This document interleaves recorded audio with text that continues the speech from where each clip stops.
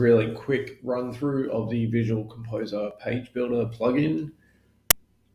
This is the page we're going to be editing, and we just go edit page. And the Visual Composer is going to load all its components. Ensure it doesn't load in this mode.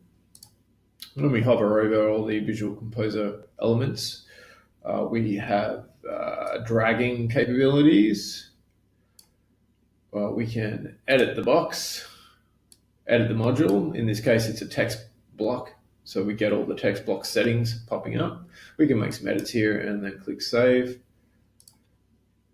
We can duplicate it and delete it. On the row settings, we can break it into a 3-column. And we can also adjust the row settings themselves to be stretched or default. Currently, we're set to stretch. Let's take a look at this. So stretch will create a full width panel. If we were to set it to default, preview changes, we get a boxed layout.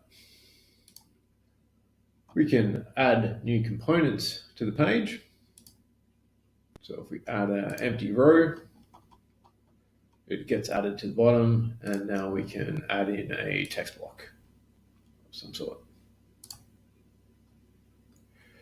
If I were to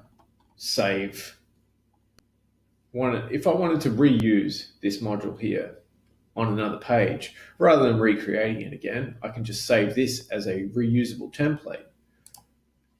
Click the pen tool on the row settings, the cog icon, and save as template. Call it my template. Give it a moment to save. And now we can just close up these boxes.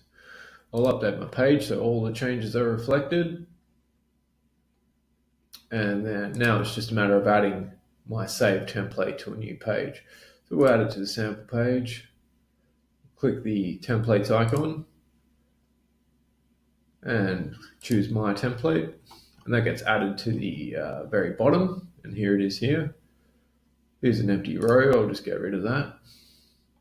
And we can preview and see that we've added our 3-column my template to this page. Thanks for watching. We'll